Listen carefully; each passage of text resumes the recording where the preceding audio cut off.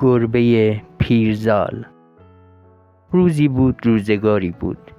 یک پیرزن بینوا بود که در خانه ای قدیمی زندگی میکرد و گربه ای داشت، لاغر و رنجور، که از کوچکی در آن خانه بزرگ شده بود و با پیرزن انس گرفته بود.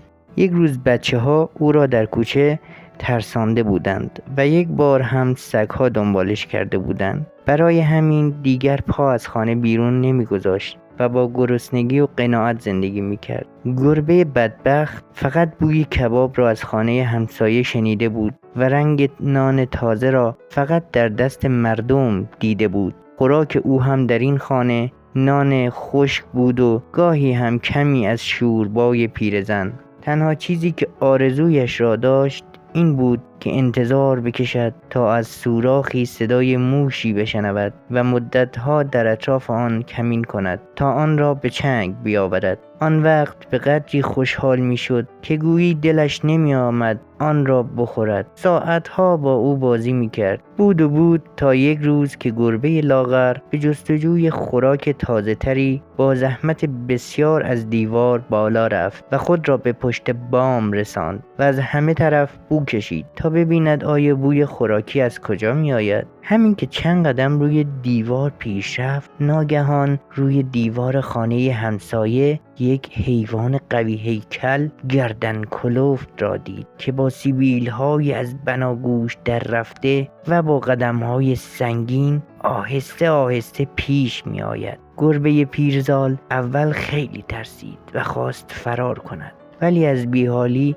توان فرار کردن نداشت. برای همین به نظرش رسید که آن حیوان هم گربه است و از جنس خودش است و همینطور هم بود. این بود که همانجا ایستاد تا گربه بزرگ رسید و آن وقت چون از قیافه و اندام و هیکل او خیلی خوشش آمده بود گفت: به رسیدن بخیر.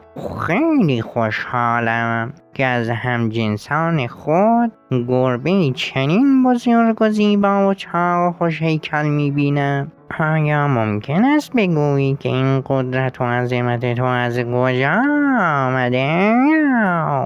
گربه بزرگ جواب داد: از لطف تو ممنونم. من اول که تو را دیدم از بس لاغر بودی خیال کردم عنکبوتی، اما حالا میبینم تو هم گربه هستی. خب اما این که میپرسی چرا من اینقدر چاق هستم، علتش این است که خوب میخورم، خوب میخوابم تا بتوانم خوش بگذرانم و این است که چاق و چله هستم. گربه لاغر پرسید: مگر تو چه میخوری و خوراکت را از کجا میآوری؟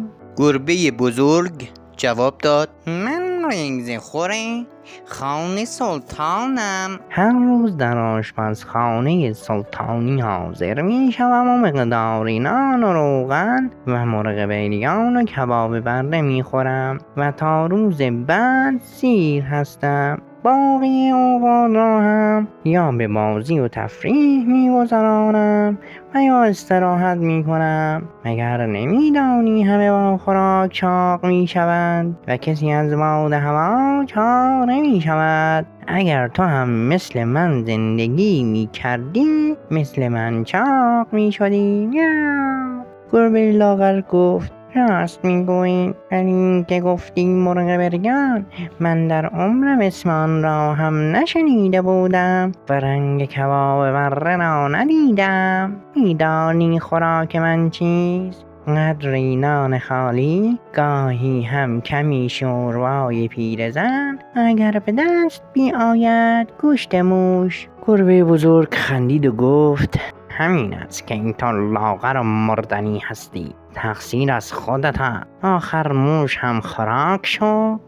موش فقط اسباب بازی برای بچه گربه ها. به عقیده من باید فکری برای خودت بکنی، چون عمرها خیلی کوتاه است و باید تا ممکن است خوشگذرانی کرد و هرچی از هر جا به دست می آید باید خورد، وگرنه گرفتن موش خانه پیرزن و این همه زحمت کشیدن و به نان و شوربا قناعت کردن مایه ننگ گربه های دنیاست. گربه حسابی آن است که در یک خانه پابند نشود، همه جا برود بیاید و بهترین خوراک ها را بخورد. گربه لاغر به التماس افتاد و گفت: ای دوست بزرگوار، حالا که چنین است من هم آرزوها دارم. مرا راهنمایی کنی تا من هم در آشپزخانه سلطانی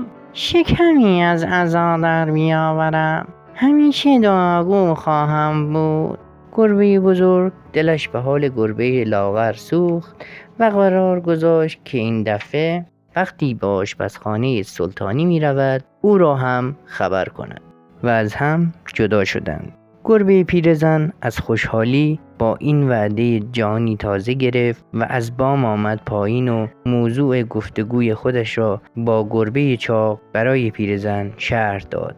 پیرزن گربه‌اش را نصیحت کرد و گفت: این که تو میگویی لابد یک گربه ولگرد و بیبند و بار است که هرگز موش نمیگیرد و به صاحبخانه خدمتی نمی کند. همین پرخوری و دزدی در آشپزخانه ها را بلد است و این کارها عاقبت خوشی ندارد. حرف مرا بشنو و به همین زندگی آرام و آسوده‌ای که داری بساز و بدان که هر جا مرغ بریان هست خطر جان هم هست. ما اینجا راحت زندگی می کنیم و برای خودمان آسایشی داریم. گربه لاغر گفت: همه اینها درست، ولی من دیگر نمیتوانم نان و شوربا بخورم. من دلم کباب بره و مرغ بریان میخواهد.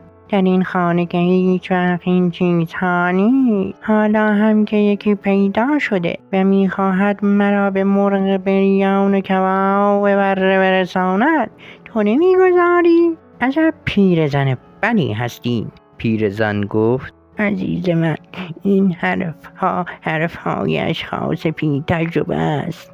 آن کسی هم که میخواهد تو را به مرغ بریان برساند دوست تو نیست. گربه نیرنگ باز آواره است که در هیچ خانه ای راهش نمیدهند و با دزدی زندگی میکند. وگرنه مرغ بریان و کباب بره را برای گربه نمیپزند. تو اگر دوست خیرخواهی داری، من هستم که تو را بزرگ کردم و همیشه در دامن خود نگهداری کردم. اگر باز هم نمیشنوی خود دانی.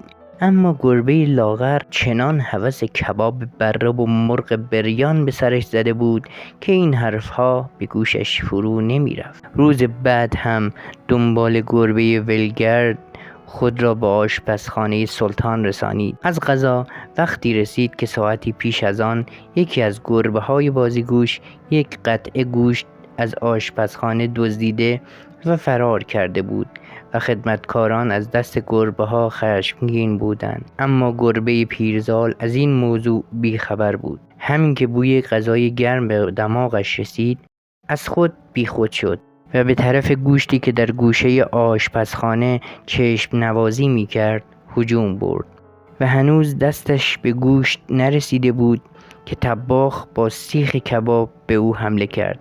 سیخ کباب مانند تیر به پای گربه خورد و پایش مجروح شد و گربه بدبخت با پای زخمی لنگ لنگان رو به فرار گذاشت و دوان دوان به خانه پیرزن بازگشت. بعد هم با خود عهد کرد که دیگر به حرف گربه های ولگرد گوش نکند و به طمع خوراک رایگان جان خود را به خطر نیندازد و قدر زندگی راحت خود را بشناسد. پایان.